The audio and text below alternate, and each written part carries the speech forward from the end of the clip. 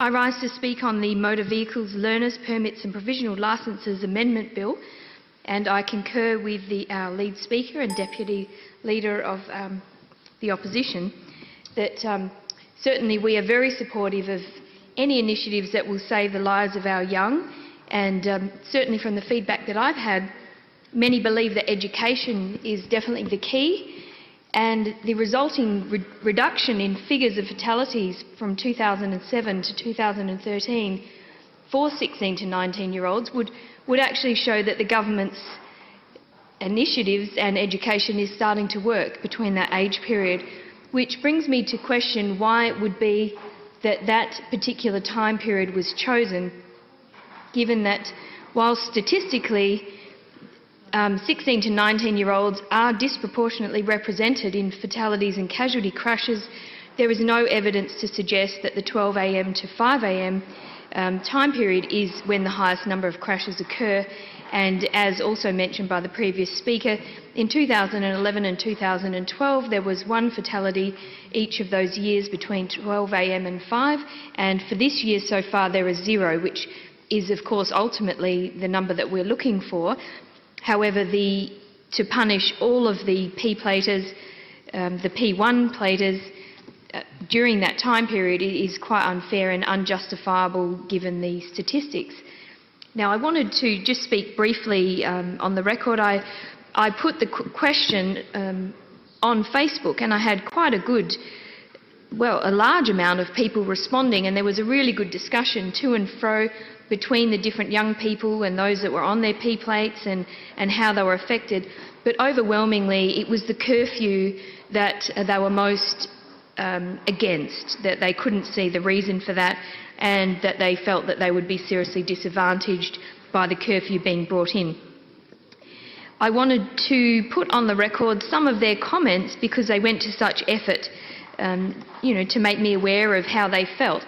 So some of the comments, and these are from other people, these are from people that have given me feedback on Facebook, ideas for reducing fatalities on our roads and improving safety on our roads is to retest offenders yearly. So those who have lost their licence through bad driving to be tested yearly until they prove they are capable and drivers, to teach courtesy and compromise, to have compulsory advanced driver training.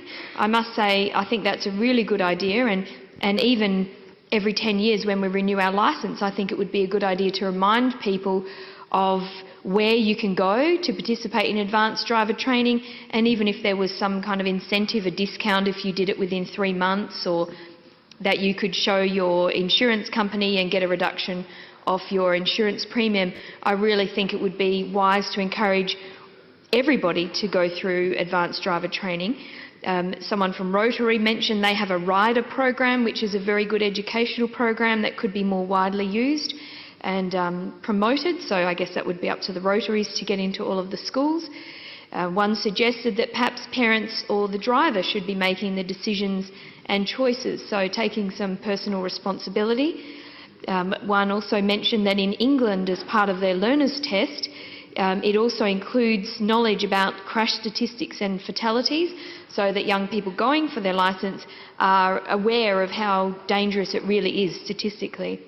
One mentioned that if the government thinks the 12 a.m. to 5 a.m. time period is more dangerous, that perhaps they should increase public transport at this time if they do feel that.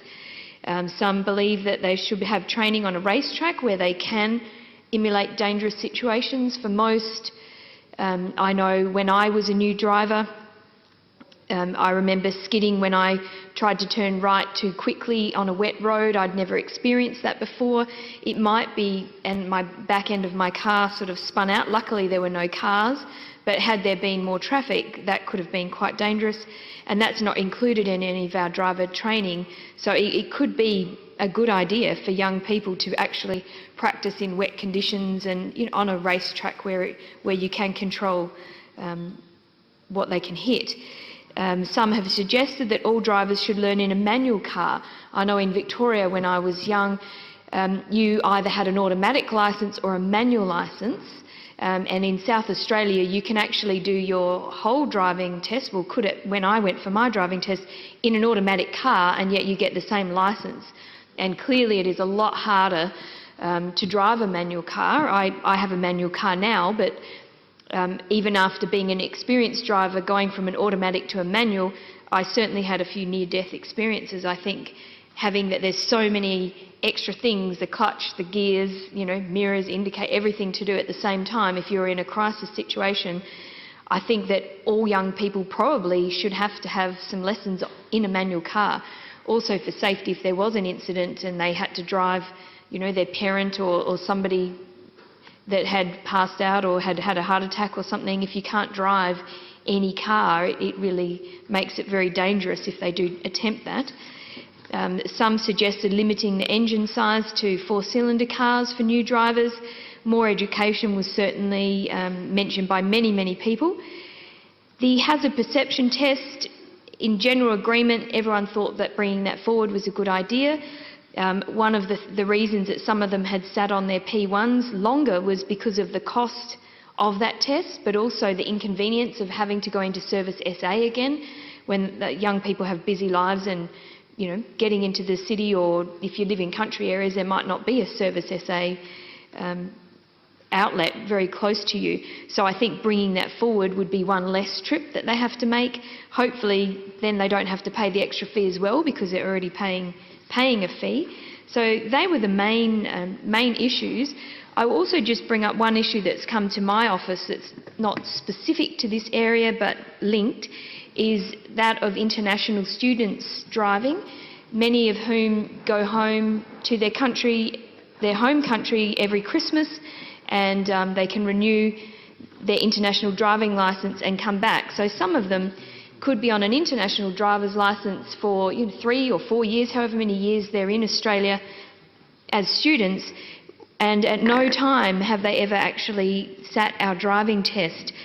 And it was brought to my attention that some international students were actually abusing this privilege, knowing that they couldn't lose points, knowing that they couldn't lose their licence. I assume that they would have an address where they could be fined, but they know that no matter how many driving offences, they can't actually lose their licence, which I think is quite dangerous. I've also had reported to me by a worker at Inverbrackie that asylum seekers are also allowed to get international licences, even though they don't come with paperwork in most instances.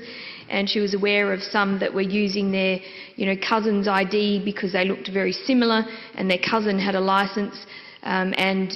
It's been brought to my attention that there's even people that have never even had a licence in their own country that have been able to utilise ID of a cousin or someone else that does have a licence in order to drive on Australian roads. So I do think that that is an area that my office has been trying to get to the bottom of, but there doesn't seem to be a system for recording points or for encouraging people that are here for 3-4 years or more as students to actually apply for an Australian licence. At the moment they can just sit on an international licence and renew it every year, as I mentioned. So I see that actually as one of the danger areas that I think the government should be addressing. So to summarise, it's a great idea to do anything that will improve the safety for all road users, but particularly our young. The curfew was the area that there was most resistance to by the people I've spoken to and surveyed, and as mentioned by our Deputy Leader, we're also opposed to the extension of the P plates going from 2 to 3 years.